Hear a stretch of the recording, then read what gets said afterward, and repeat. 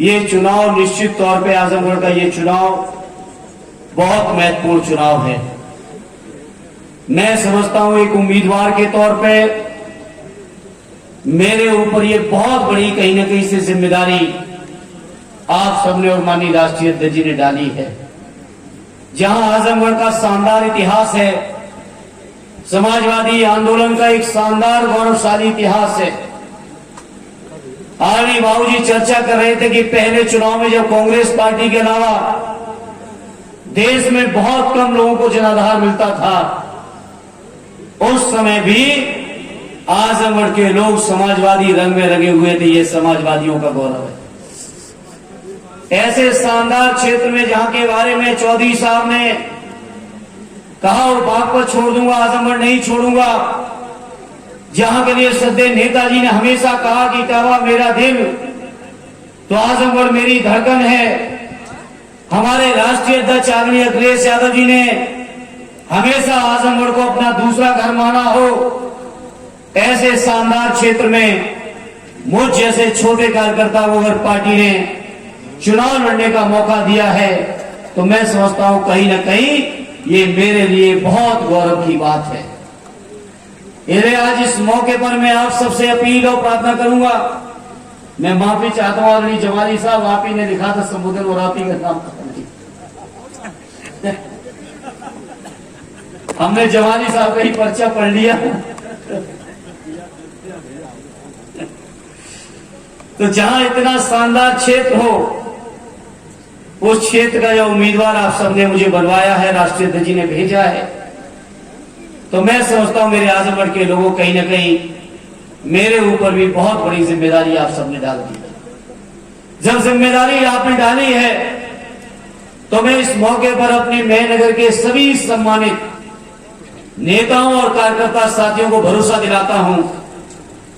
कि आपकी डाली हुई जिम्मेदारी का अपनी पूरी क्षमता के साथ और बेहतरीन तरीके से मैं उसको जिम्मेदारी को निभाऊंगा। ये मैं अपने सभी कार्यकर्ता साथियों आपको भरोसा और यकीन दिलाता हूं। मेरे आजमगढ़ के साथियों कोई मामूली रिश्ता नहीं रहा है। समाजवादियों का, श्रद्धेय नेताजी का, आदरणीय अखिलेश यादव जी का ये रिश्ते में मुझे याद है जब मैं आदरणीय नेताजी के पास स्कूल में पढ़ता था और लखनऊ की कोठी पे रहता था, तो उस कोठी पे अक्सर स्वर्गीय ईश्वर जी और बाबूजी बलराम यादव जी अक्सर आया करते थे। और जब वो आप लोग आते थे तो नेताजी जो आजमगढ़ के लिए नेताजी के दिल में जो सम्मान था वो मैं शब्दों में बयां आपके बीच नहीं कर सकता। जिस आजमगढ़ के लोगों के नेता ऊपर नेताजी को यकीन रहा कि जब जब कोई बड़ी राजनीतिक चुनौती नेताजी के सामने पेश की विपक्ष के लोगों ने,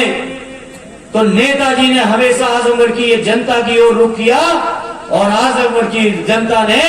हमेशा नेताजी के झंडे को बुलंद करने का काम किया। यह रिश्ता है मेरे आजमगढ़ के भाइयों आप लोगों के बीच। जहां आदरणीय बलराम बाबू जी बैठे, स्वर्गीय ईश्वर जी रहे, जहां तमाम समाजवादी लोग रहे, स्वर्गीय चंद्रजीत जी से लेके स्वर्गीय राम नरेश जी तक, स्वर्गीय राम बच्चन जी से लेके तमाम समाजवादियों का ये गढ़ रहा। तो मैं आजमगढ़ के अपने कार्यकर्ता साथियों आपके बीच कहना चाहता हूं, जहां इतने महान समाजवादियों के क्षेत्र के बीच मुझे आपकी सेवा का अवसर पार्टी ने दिया है, वहीं मैं आपको यकीन और भरोसा दिलाता हूं कि जो आजमगढ़ की विकास और तरक्की की बुनियाद श्रद्धेय नेताजी ने रखी, माननीय अखिलेश यादव जी ने आगे बढ़ाई, उसको और इमारत के तौर पे बढ़ाने का काम पूरा प्रयास करता रहूंगा। ये मैं अपने सभी साथियों को भरोसा दिलाता हूं। मैं आजमगढ़ के लोगों आपको यह भी यकीन दिलाता हूं कि जो इस क्षेत्र के लोगों की तमन्ना है, मैं जानता हूं राजनीतिक दृष्टिकोण से, राजनीतिक सोच से आजमगढ़ का जो ओहदा है वो बहुत ऊपर का ओहदा है। आजमगढ़ के लोगों ने देश के अंदर सामाजिक क्रांति रही हो, राजनीतिक क्रांति रही हो, समाज के दबे कुचले शोषित पीड़ित हमारे आदिवासी, बुनकर, किसान, नौजवान, बेरोजगारों की अगर कभी भी कोई लड़ाई की शुरुआत हुई तो आजमगढ़ के लोगों आपने हमेशा अग्रणी भूमिका अदा की है। जहां आपने इतनी अग्रणी भूमिका अदा की है वहीं मैं अपने साथियों को भरोसा दिलाता हूं, आपने जो मसाल हमें थमाई है, उस मसाल को कभी बुझने नहीं दूंगा, उस मसाल को अनवर जलाने का काम करूंगा। आजमगढ़ के लोगों ये भी यकीन दिलाता हूं, साथी आशीर्वाद चर्चा कर रहे थे इलाहाबाद की सड़कों पर, मुझे एहसास है इलाहाबाद विश्वविद्यालय में रहते हुए आजमगढ़ के हमारे हजारों साथियों के बीच हमको बहुत कई बार संघर्ष करने का मौका मिला है साथी। इसलिए मैं आजमगढ़ के लोगों के बीच मुझे कुछ नया बताने की जरूरत नहीं है। शायद आजमगढ़ की कोई ग्राम सभा ऐसी होगी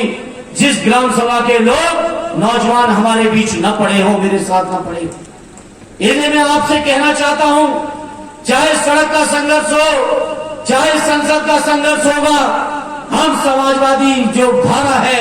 उस धारा को अनवरत आगे बढ़ाने में मेरे आजमगढ़ के लोगों कभी कोई कसर नहीं रखूंगा। ये मैं आज आपको कहना चाहता हूं साथी।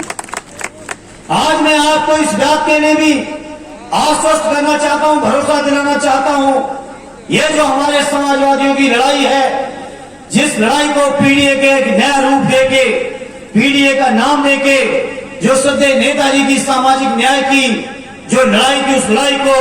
आदरणीय राष्ट्रीय अध्यक्ष जी ने जो पीडीए के नारे के साथ आगे बढ़ाया है, उस पीडीए की लड़ाई को भी हम लोग कहीं से कमजोर नहीं होने देंगे, ये आपको यकीन दिलाता हूं। आज हम और आप यहाँ खरियानी में, मेहनगर में जहां सम्मेलन कर रहे हैं, वहीं लखनऊ के अंदर आदरणीय राष्ट्रीय अध्यक्ष जी ने पार्टी का घोषणा पत्र भी जारी करके दिखा दिया है। और घोषणा पत्र ऐसा जारी किया है जिस घोषणा पत्र के माध्यम से मेरे किसान, मेरे नौजवान, मेरे व्यापारियों, मेरे बुनकरों, मेरे बेरोजगारों, जितनी भी समस्याएं हैं, सभी समस्याओं का समायोजन समाजवादी पार्टी के अपने घोषणा पत्र में है साथियों। जब मैं मंच पर आया था तो मुझे मिली थी आशा की बहनें, उन्होंने अपनी मानदेय की समस्या का सवाल उठाया था। मैं उन बहनों को भरोसा दिलाता हूं, चाहे आशा की मानदेय बहनें हो हमारी, चाहे हमारे बेरोजगार नौजवान हो, चाहे हमारे अग्निवीर के नौजवान हो, चाहे जो नौकरी के लिए जो परीक्षा लीक करके जो नौकरियां रद्द हो रही हैं, इन सभी समस्याओं के लिए समाजवादी पार्टी का जो घोषणा पत्र है, उस घोषणा पत्र में आदरणीय अखिलेश यादव जी ने वादे किए। इसलिए आज इस मौके पर आपसे कहूंगा, जहां हमारे आपके नेता आदरणीय अखिलेश यादव जी चिंतित हैं इस बात के लिए कि कैसे हमारे किसानों की आमदनी दूनी हो, कैसे हमारे किसानों को ऐसा समर्थन मूल्य मिले, और समर्थन मूल्य कोई घोषणा करने मात्र से नहीं, बल्कि देश की संसद में कानून पारित हो कि हर हाल में किसानों की लागत का 1.5 गुना समर्थन मूल्य होगा, ऐसा इंतजाम करने का प्रयास हमारे राष्ट्रीय अध्यक्ष जी करेंगे साथियों। राष्ट्रीय अध्यक्ष जी ने वादा किया है,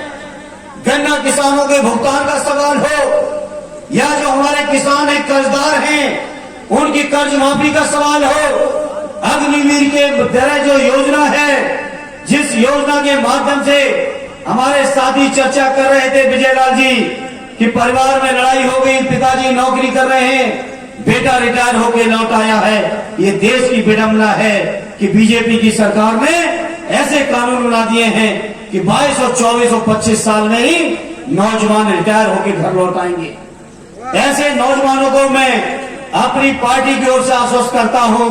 दिल्ली में जब समाजवादियों के सहयोग की सरकार होगी तो अग्निवीर का ये जो वर्तमान योजना है, इसको निरस्त करके फौजी भाइयों की जो पहले वाली भर्ती थी, उसी भर्ती को आगे बढ़ाने का काम करेंगे। साथियों, ये भी भरोसा दिलाना चाहता हूं, पार्टी के घोषणा पत्र की बुनियाद पर आदरणीय अखिलेश यादव जी के माध्यम से ये भी आपको भरोसा दिलाना चाहता हूं, जो हमारे सरकारी कर्मचारी हैं, जो हमारे सरकारी शिक्षक हैं, टीचर हैं, इनको जो पुरानी पेंशन की जो मांग चल रही है, उस मांग को भी पूरा करने का वादा समाजवादी पार्टी ने अपने घोषणा पत्र में कर दिया है साथियों। लंबा घोषणा पत्र है और आप सब जानते हैं, मेहनगर के लोग, आजमगढ़ के लोग, समाजवादी पार्टी जब अपना घोषणा पत्र जारी करती है तो वो घोषणा पत्र केवल घोषणाओं तक नहीं रहता है, बल्कि समाजवादी पार्टी अपनी नीतियों और कार्यक्रम के माध्यम से घोषणा पत्र छोटा पड़ जाता है और सरकार की उपलब्धियां हमारी बड़ी हो जाया करती हैं। सारे के सारे वादों को पूरा कराने का काम हम लोग करेंगे, ये आपको भरोसा यकीन दिलाते हैं। इसलिए आज इस मौके पर जब हमारे मेहनगर के लोगों आपके बीच मुझे अपनी बात को रखने का मौका मिला, मैं आदरणीय विधायक जी और मेहनगर के संगठन के साथियों, मैं आपको विश्वास दिलाता हूं, पिछले चुनाव के परिणाम में लाख हम चुनाव हार गए हों, लेकिन मेहनगर के परिणाम से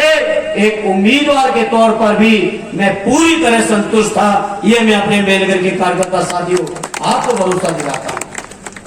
आज जब आदरणीय जमाली साहब आपके साथ हैं,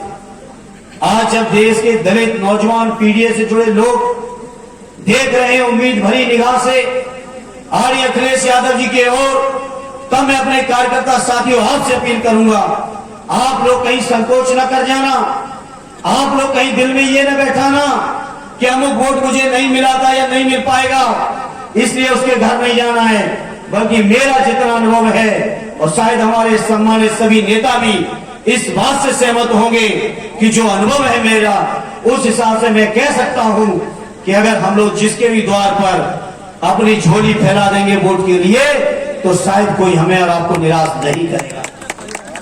लेकिन कार्यकर्ता साथियों जाना पड़ेगा, हम तो उम्मीदवार हैं, 2200 बूथ हैं, कोशिश करेंगे ज्यादा बूथों तक पहुंच पाए, लेकिन आप सब भी जानते हो लगभग 40 दिन का प्रचार और बाकी है। 40 दिन में संभव नहीं हो सकता इतनी जगह जा पाना, कोशिश करेंगे ज्यादा जगह तक जा पाए, लेकिन जहां कहीं ना भी पहुंच पाए वहां मैं अपने कार्यकर्ता साथियों आपसे अपील करूंगा कि हमारा काम धर्मेंद्र बन के आप ही घर घर जाके पूरा कर देना, ये हमारी आपसे अपील है। और आप सब जब चले जाओगे तो मुझे यकीन है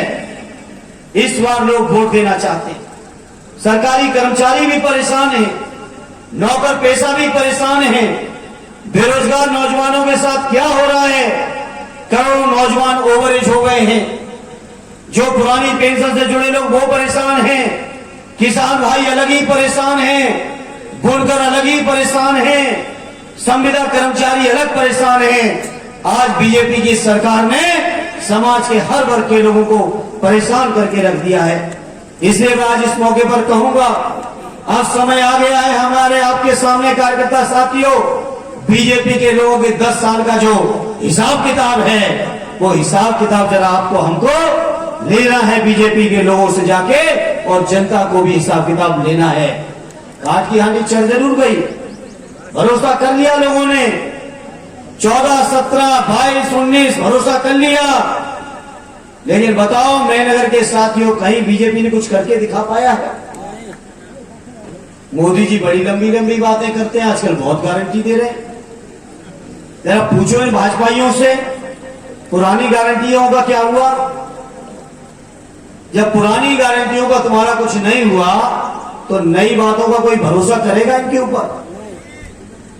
बताओ, नई बातों का कोई भरोसा करेगा इन पे? कहा था 10 करोड़ 2 करोड़ रोजगार हर साल, 10 साल हो गए, 20 करोड़ रोजगार का हिसाब किताब मांग लेना। विधानसभा के चुनाव में भाषण देते घूम रहे थे कि 2022 तक किसानों की आमदनी दूनी, 2022 छोड़ो 24 आ गया, बताओ खरियानी मेहनगर के एक भी किसान की आमदनी दूनी हो गई हो बीजेपी के कारण? तो ये हिसाब किताब कौन मांगेगा? कार्यकर्ता साथियों आपको हमको मानना है, और जनता तो हिसाब किताब बना के तैयार बैठी है, बस घर तक जाने की हमें और आपको जरूरत है। और इसीलिए चुनाव अभियान की शुरुआत हम लोगों ने सभी कार्यकर्ता साथियों के बीच कार्यकर्ता सम्मेलन के माध्यम से की है साथियों, और मुझे यकीन है अगर आप सबने मेहनत कर ली तो इस बार जैसा जमाली साहब कह रहे थे, मुझे तो लग रहा है शायद उससे भी ज्यादा वोटों से हमारे मेहनगर के लोग जरूर जिताएंगे, जरूर जिता देंगे मेहनगर वाले। आजमगढ़ लोकसभा भी जीतेगी, बगल की लालगंज भी जीतेगी, गाजीपुर भी हम लोग जीतेंगे, सटी हुई है मऊ भी जीतेंगे, अंबेडकर नगर में भी पार्टी का शानदार हाल है, और पश्चिम में तो पहले चरण से ही पार्टी और गठबंधन का इतिहास रचते हुए आएंगे। तो आजमगढ़ के लोगों, उधर से जो लहर चलेगी पश्चिम से,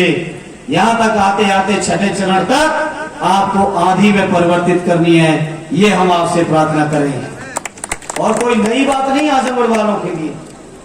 कर चुके हैं। 19 के चुनाव में दिखा दिया, 22 के चुनाव में दिखाया, 12 के चुनाव में दिखाया, 14 के चुनाव में दिखाया, 17 में भी 5 सीटें आपने जिता दी थी, और 22 आते आते तो 10 जिता दिए। इसलिए मैंने जिस दिन चुनाव का परिणाम आया था, मैंने उस दिन भी कहा था कि हम चुनाव जरूर हारे हैं, हम हिम्मत नहीं हारे हैं। आपको महसूस हो रहा है मेरे मेहनगर के साथियों कि हम कहीं हिम्मत हारे हैं क्या? इतने बहादुर कार्यकर्ता साथी हो, इतना शानदार नेतृत्व जिसके पास हो, इतना शानदार जिनके पास राष्ट्रीय अध्यक्ष जी हो, श्रद्धेय नेताजी विजयलाल जी कहते हैं भले ही आज हमारे आपके बीच नहीं है, लेकिन एक भी समाजवादी ऐसा नहीं है जिसके दिल में नेताजी की तस्वीर न चमक रही हो, न धड़क रही हो। इसलिए मैं इस मौके पर आपसे कहूंगा मेरे बहादुर कार्यकर्ता साथियों, आपके बुनियाद पर, आपकी दम पर, आपकी मेहनत पर मैं आज बड़ी जिम्मेदारी से ये उम्मीद और भरोसा लगा के आया हूं, पिछला सब हिसाब किताब बराबर करके इस बार बीजेपी को सूद सहित लौटा देना, यही हमारी आपसे प्रार्थना है, यही निवेदन है। एक बार फिर इतने शानदार आयोजन के लिए आदरणीय विधायक जी को, उनके सभी